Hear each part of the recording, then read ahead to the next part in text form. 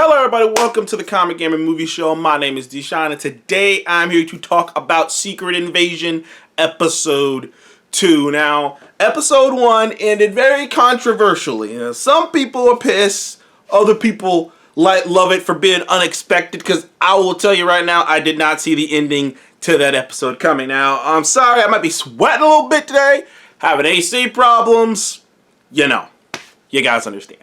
But last week's episode ended, minor spoilers for people who don't want to know, but if you're watching this, then I'm gonna assume you did watch last week's episode. Maria Hill died. Very unexpected. Maria Hill was definitely one of those characters in Marvel, like, kind of along with Nick Fury, but since Nick Fury is played by Samuel L. Jackson, his presence he doesn't need a lot of screen time to show off his presence and show how badass he is as Nick Fury. And he's had some great sequences over the years. But Maria Hill's kind of always been in the background. She was his right hand. In many ways, Coulson was his left hand, Maria was his right.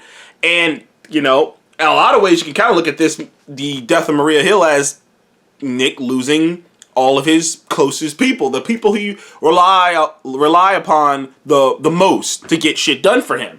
Even Talos, to a degree, he loses in this episode.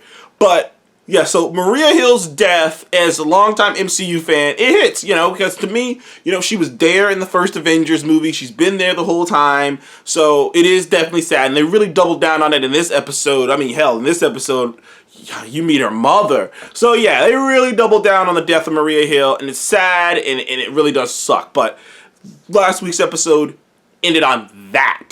Ended with you on that. And this week's episode picks up with a promise. Now, we already know that Fury and Carol Danvers, aka Captain Marvel, made a promise to help the Skrulls find them home planet.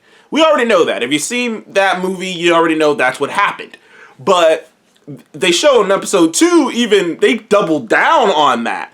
Like, Fury has a bunch of Skrulls come to planet Earth and to become basically his own personal spy unit to help him protect the Earth. So it's kind of crazy to think that in the background of the MCU, Nick Fury, there's an argument to be made, like, did Nick Fury get that far and become the head of S.H.I.E.L.D. because he was that badass? I mean, obviously, yes, he's Nick Fury, he's that badass, he's that great of a spy, but there's an argument to be made that one of the biggest reasons he was able to become that is because he had this network of shape-shifting aliens underneath him that probably had something to do with it. But the reason he had a network of shape-shifting aliens underneath him is because he promised to find them a planet. And he doubled down on that promise again.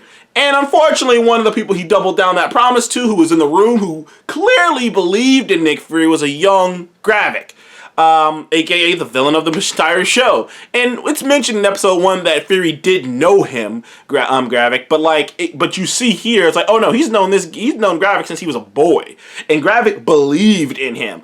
And I'm sure there's more to that story. We might get more flashbacks and more, get more in depth in their relationship and why Gravik feels so betrayed by Nick Fury. I'm sure we're gonna get into that some more. But it was very interesting and very, very nuanced to just show, like, a lot of them really took that promise personally. But then we cut to the real time, and Maria Hill's dying. And this episode is better than episode 1. It's like in almost all aspects. From the action aspect, from the dramatic aspect. There are some scenes in this episode, and I remember I posted this up on my channel, that are some of the best acting in the entire Marvel ever. Like, legit. Like, scenes, particularly with Nick Fury, which Samuel L. Jackson gets to flex his acting muscles, which he never really gets to do in these movies. A lot of times in the superhero movies, like, you get moments where you get to flex your acting muscles. Moments, here and there, But, like, you don't really get to flex them. But since this show is so grounded, I know, crazy. This is the most grounded show the MCU has ever produced. This is the most grounded thing in the MCU. Which is nuts, because it's a movie, because it's a show with fucking shape-shifting aliens. Yet somehow, it is the most grounded thing, which I think is throwing some people off, because I've seen a lot of negativity towards this show, which is so funny, because, like, movies like Thor, Love and Thunder, and Doctor Strange, The Multiverse of Madness, and even Quantumania, they've gotten a lot of criticisms for being too over the top, for being too, and even I've criticized some of them and saying that they probably could have been longer so that they could add some more dramatic heft to make the fun more better. But a lot of those movies get criticized for being too over the top and too spectacle and too jokey.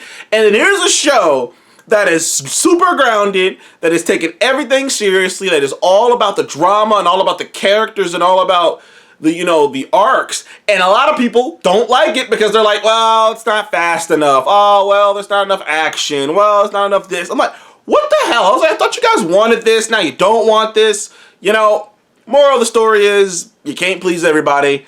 And no matter what you do, no matter what Marvel makes, there's always going to be people who are like, well, I know I said I wanted this, but I didn't want it like that. It's like, come the fuck on, man. But anyways, there's some great acting here. There's one of the earlier scenes, which is a scene with Nick Fury and Talos having a conversation. And Nick Fury has done this before, where he starts telling a story about his mother and about how they used to play a game on a train. And obviously, they've made Nick Fury more in line with the actual Samuel L. Jackson. So, Samuel L. Jackson's, I want to say he's 70-something, 75, something like that. He's up there. So, Samuel L. Jackson, he's been around a long time. He's been around long enough to have been around back when, things weren't so black and things were a little woo in America. So, and he's from Alabama. And, or at least this version of Nick Fury is from Alabama. So, he saw some shit.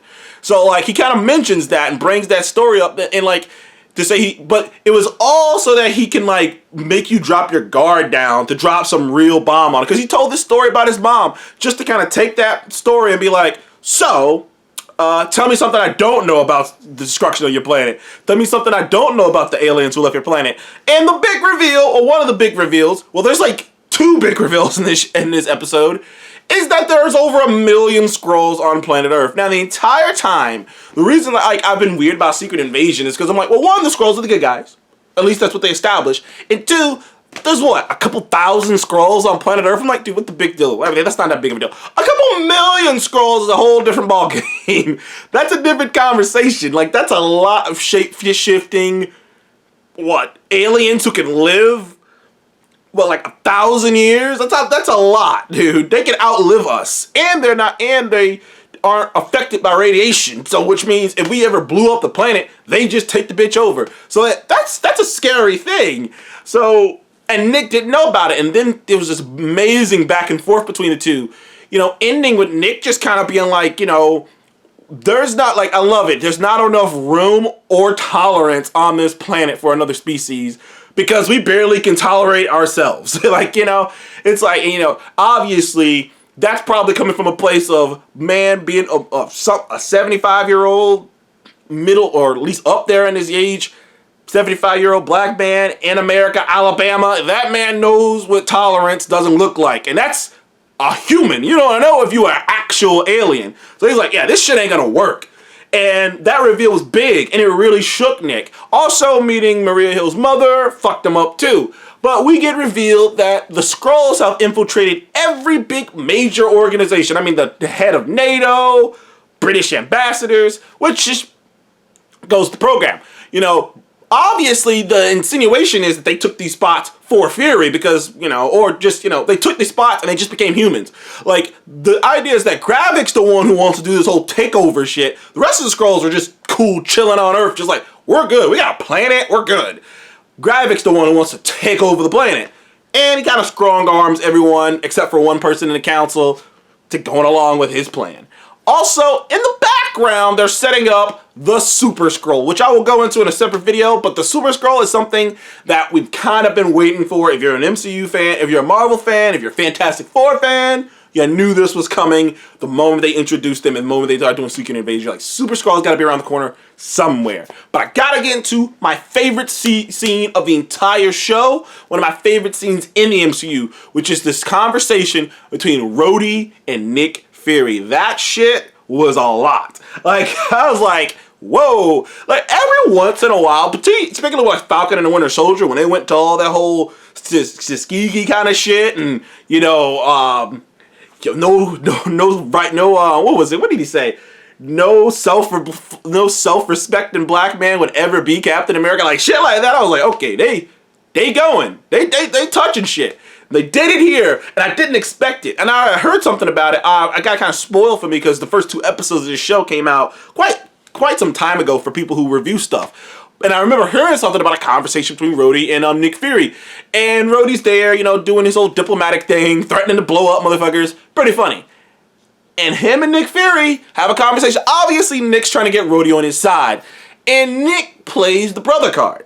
And it's a funny thing because shit like that happens in real life. Minor story. Stuff like that has happened to me. I remember, like, doing something at my job and, like, I couldn't, like, guy asked me to do something. I can't do it, like, legally. We're not supposed to do it. And he pulled that card on me. Oh, well, as if I was a white person. It's like, whoa, why are we pulling this card right now? And to a degree, Nick kind of pulled that, like, well, look, I'm a brother, you're a brother, so you should just help me out because we both look the same. It's like, whoa, what the you know, like, hold the fuck up. And Rhodey came back with him. I loved it because it was like, because Nick had a point too. He's like, we worked hard to get power. People who look like us didn't get where we got because of our daddies, because of a legacy. You know, we had to work hard to struggle to grab power from, you know, mediocre white men like Alexander Pierce. Great callback to Captain America: The Winter Soldier. He's like, we work hard to grab power from mediocre men like that. And Rhodey came back with no, we worked hard to grab power. We didn't work hard to grab, you're right, we work hard to grab power from mediocre men like that, but we didn't work hard to grab power from mediocre men like that to just hand it to mediocre men who look like us too. That ain't how it works. That's like, wow.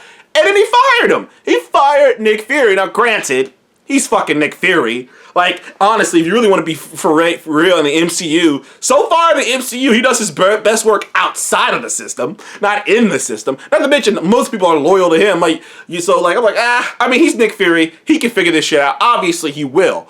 But, you know, and Samuel L. Jackson had a badass line. He's just like, I'm Nick Fury. Even when I'm out, I'm in. I was like, yeah, man, Samuel L. Jackson, he just brings so much to that, man. He's just like, you know, I wonder, does Marvel sometimes just wake up and be like, oh my God, we got Samuel L. Jackson to play Nick Fury. You know, you know what I mean? It's like, we got Samuel L. fucking Jackson.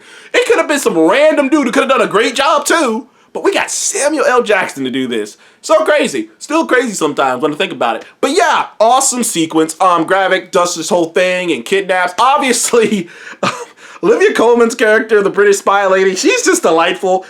Scary, because she's like cutting people's fingers off with a smile on her face, which makes it even scarier. Like, you know what? I'm more scared of her than some dude with a tattoo about to beat my ass. I'm like, she is smiling and the whole time torturing someone, bro. I'm like, yo, she is not all there, or I don't know. I'm scared of that lady. But fun sequence there. Setting up a lot, but the big reveal in the end, and I'm going to wrap this up here, is Nick Fury has a wife. Now, if you've been paying attention to the MCU, you know he has mentioned a wife before. We thought he was bullshitting. But turns out he wasn't. His wife is a Skrull, which makes total sense if he spent a large majority of his, 30s? I don't know how old Nick Fury's supposed to be in this universe. I think he's supposed to be like 70-something, so he spent his late 40s working with nothing but Skrulls. So it makes sense that he would have married a Skrull. It does kind of make sense. So, but it was definitely a fun little reveal that he, not only is he married, because I knew he was married because like that kind of got leaked out, but I didn't know he was married to a Skrull. That was very surprising. And I can't wait to see the reveal. The question is, does he know she's a Skrull? I think he does, but we won't know until next week. But this episode was excellent, dude. So many great scenes. Like, seriously, there are at least 3 scenes in this episode alone that I was like, this is top tier shit right here. This is beyond Marvel. This is great acting. And it's so crazy that there's about shape-shifting aliens. But I loved it. Loved everything. Loved it. I'm giving this a 9 out of 10. I had a great time with this episode. Some of the best acting in the MCU. That scene between Don Cheadle and Nick Fury, a.k.a. Rhodey and Nick Fury, that was top tier shit. Anyways, thank you guys for joining the Comic Game Movie Show. Please like, subscribe, and I'll see you guys on the next one. Comment below. What did you think of episode 2 of Secret Invasion? Thank you guys again. See you on the next one.